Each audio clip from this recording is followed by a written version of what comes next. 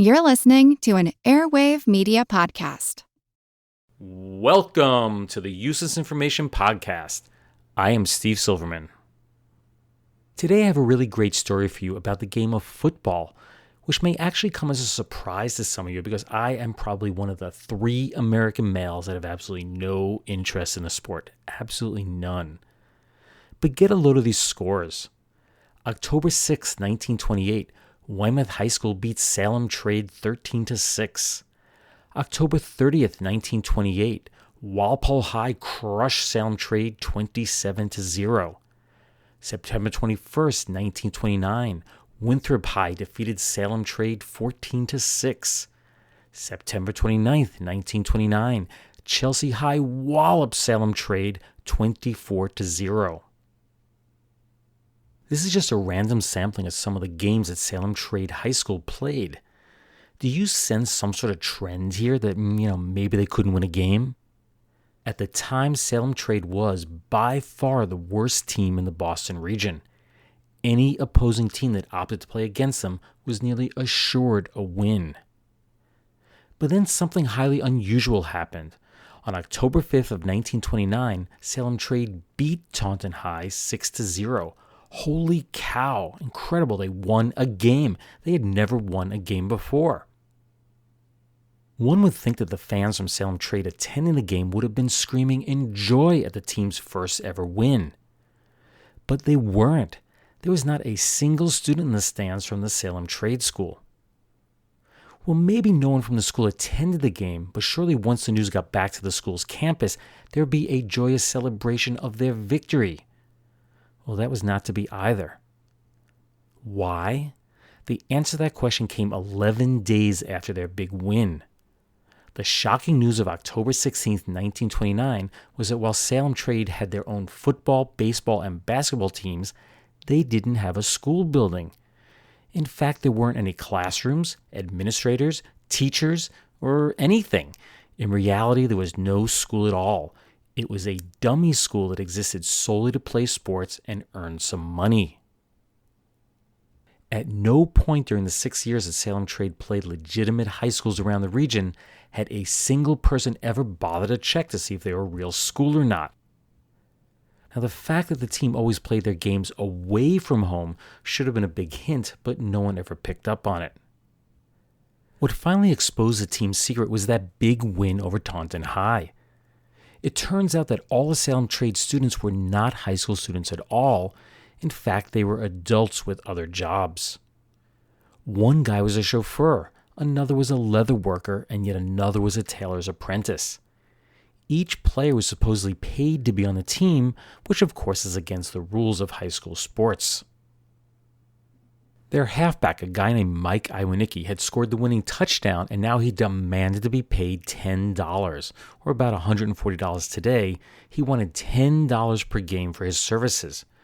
And then soon others on the team were also demanding to be paid anywhere from $2.50 to $10 per game. The manager of the team, Harold King Burgess, refused to give in to their demands, and that's when the players decided to blow the whistle on the scam. They told the press that Burgess received advances ranging from $25 to $160 for each game that was played. As surprising as this may sound today, this was not unusual back in the 1920s. Many high school teams of the day were funded by sponsors and by a portion of the gate receipts. This money was then used to buy uniforms, equipment, pay for food and lodging, and as well as to cover the cost of transporting the team from one location to another. In exchange for playing the games, Burgess promised the players sweaters and letters at the end of the season, a trip to the Big Apple, as well as a postseason game to be played somewhere in Michigan. The whistleblowers claimed that they never saw any of the proceeds from the games, and apparently Burgess had pocketed nearly all of the profit. Although coaches from other teams later commented that there was probably little of it because the team was not charging enough for each game to cover its expenses. The team had only received $90, that's about $1,250 today, to play their winning game over Taunton High. Most likely none of the players ever received a single penny for their efforts. The scheme works something like this. The athletic director at each school would receive a letter or a phone call from either Harold Burgess himself or one of his assumed identities. That could be Richie King, Richard King, or Ray King. No one had ever seen the man who made the arrangements directly. Burgess's trick to not getting caught was quite simple. The team was to try and keep the scores realistic, but under no circumstances would they ever win a game. To do so would bring unnecessary attention to the school, which they certainly didn't want. It was really a smart move on his part, since the spotlight typically only shines on a winner. So just who was Harold Burgess? Besides being the superintendent, principal, team manager, coach, captain, and quarterback for the fictitious school, in real life, Burgess had only completed school up through the 8th grade. He worked as an automobile mechanic, he was married, and he was the proud father of a young girl. And here's the most amazing fact. Harold Burgess was only 22 years old when the story broke in the press. That means he was just 16 when he came up with the idea to form the Salem Trade School. Get this straight, Burgess was quoted in the Boston Globe. Before you go saying that I didn't play square with my men, I didn't pay them anything to save our opponents from being professionals. If I had paid the Salem Trade Gang anything, then everyone against whom we played would have lost their amateur status. I kept my boys pure so they wouldn't contaminate the others. He added, sure, some of the fellows were a bit old, but after a year or so, we were going to become a college. I guess there's nothing in the rule book to stop a non-existent high school from becoming an equally non-existent college. It's just crazy. One would think that would have been the end of the Salem Trade football team, but it was surprisingly not. It was announced that they would play a previously scheduled game against Maynard High on November 23rd. Maynard's faculty manager and coach Donald Lentz stated that, quote, it would be practically impossible to fill a Salem Trade date with a team of equal drawing power, and we're going to go through with the game. In other words, if they can fill all the seats in the stands, Maynard would see gobs of cash to help further support their team. By game day, Salem Trade had a nearly new lineup. Only Burgess and one other player remained from the original team. Even worse, they had never ever played together before. The Boston Globe reported, quote, before the opening whistle, Captain Burgess' Salem Trade team held a reception at a bench on the sidelines in order to acquaint the members of the team with each other. Needless to say, Maynard High was the decided favorite in this game. The game was not without some surprises. First, there was an uprising among the Salem ranks during the second quarter. This resulted in a former Iceman named Red Grange replacing Burgess as the quarterback. This was followed by Salem Trade halfback sprinting with the ball towards the wrong goal line before being redirected by another player. The game ended in a surprising 19-19 tie before, quote, the smallest crowd that has ever attended a football game here in years. Now, one could blame the poor attendance on the fake Salem team, but my guess is that people had bigger problems on their minds at the time. Keep in mind that Black Tuesday had just passed a few weeks earlier, and many people were sucked into that incredible vacuous hole known as the Great Depression. Yet the team kept going. The next season, Salem Trade was back on the field, and on September 20th, Salem somehow managed to shut out Chelsea High 2-0. After that, they just lost game after game. A short one-sentence statement in the September 21st, 1931 Boston Globe stated, quote, information here in regard to Salem Trade indicates that the team will not operate this season. Salem Trade was to never play another football game. As for Harold King Burgess, he made a few more attempts at operating fictitious football teams. That includes the Parker School for Boys of Boston, Portsmouth, Rhode Island High, and also Greenfield, New Hampshire High School. That last one was exposed as being a fraud on September 30th of 1936. The Boston Globe caught up with Burgess 30 years after they first exposed the fraudulent team to the world. He offered up the following additional information. Quote, nobody ever asked to see the school. He added, I could have showed them easily enough if I was forced. I guess I was the only combined principal, coach, and athletic director who carried his buildings, his campus, and his faculty around in his pocket. It wasn't much of a secret in Salem. They were bound to know that there was no Salem trade. But mostly they went along. Nobody bothered us, except maybe the cops who used to chase us off the common sometimes when we were practicing. Useless, useful, I'll leave that for you to decide. Say, fellas and gals, when you've been in school or out playing all day, I'll bet that you get home about as hungry as a starving giant, don't you? Now, I don't know what giants do when they get hungry, but here's the smartest thing that you can do. First of all, make tracks for that Peter Pan jar and fix yourself a whopping thick, wonderful tasting peanut butter sandwich. Just slap it on extra thick. You know, Peter Pan is made of specially selected fresh roasted peanuts that are just bursting with extra good flavor. They're ground up extra smooth and packed right away before any of that wonderful fresh roasted peanut flavor can escape. And then, Peter Pan's special vacuum-sealed jar top locks that flavor in for sure. Oh, man. That's why Peter Pan's always so smooth and fresh. Doesn't get stale or stick to the roof of your mouth. That's why it's always got that really swell peanut flavor, right down to the last tiny smidgen way down there in the bottom of the jar. Yup, just you take one bite, and you'll know why Peter Pan's the favorite peanut butter of wide-awake guys and gals all over the country. And don't you forget, gang, Peter Pan's a real good energy food, too. It's loaded with the extra pep, the extra energy that you need to be a real top-notcher in games and schoolwork. Why not ask your mom to bring you some home tomorrow, huh? Then next time that you're kind of hungry, fix yourself the tastiest treat in the whole wide world. A sandwich made of Peter Pan, America's favorite peanut butter. That commercial for Peter Pan peanut butter is from the April 12, 1951 broadcast of the kids show Sky King. This particular episode was titled The Lady Sheriff. Did the voice of the announcer sound somewhat familiar? It was none other than Mike Wallace, who later achieved fame as one of the hosts of 60 Minutes on CBS. Now, when the show was recorded, he was still using his given name of Myron Wallace. Early peanut butter suffered from two major problems. First, the peanut oil would separate and turn rancid. Second, when the added salt separated, it would crystallize. So as a result, grocers were told to stir their tubs of peanut butter frequently. In 1901, English chemist William Norman came up with a way to stabilize the oils that turned peanuts and other beans rancid. This is a process known as hydrogenation, and I had talked about it in a previous podcast. It basically turned the liquid oil into an edible solid.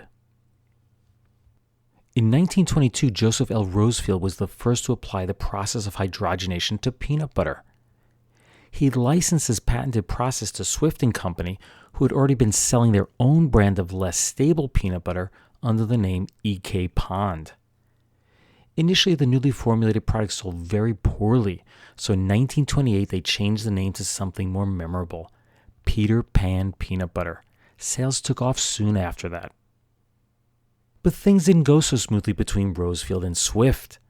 By 1932, their relationship had deteriorated, and Rosefield decided it was time to strike out on his own. His new brand was called Skippy, supposedly named after a popular comic strip of the day, and he offered it in both creamy and chunky styles. In 1955, Procter & Gamble decided they also wanted a piece of the peanut butter market, so they purchased the Big Top peanut butter brand. After a bit of tinkering with the formula, basically they added molasses and sugar, they reintroduced their peanut butter recipe to the market under the new name of Jif. It has been the best-selling peanut butter in the U.S. since 1981. In other news, here are a few stories that deal with a few of the biggest musical acts in history. Let's start with a story from the 1950s.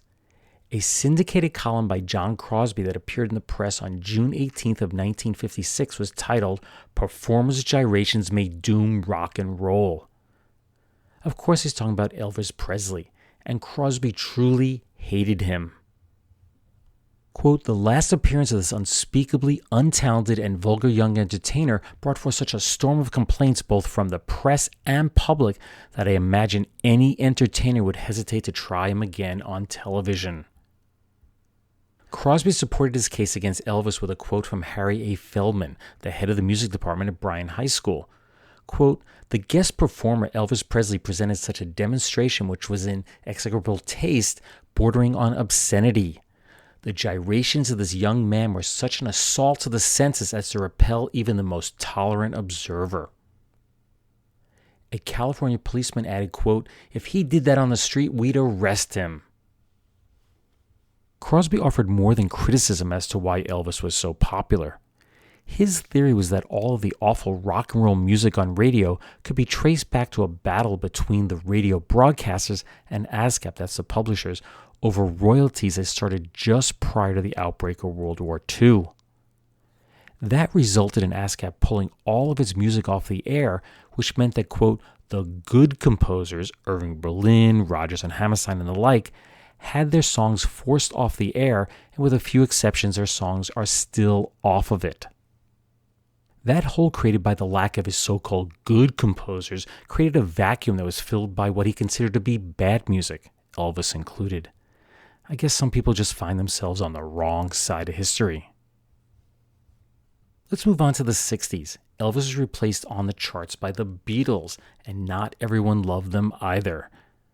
After their first appearance on the Ed Sullivan Show, Lawrence Durant offered the following explanation on February 12th of 1964 as to what was really going on.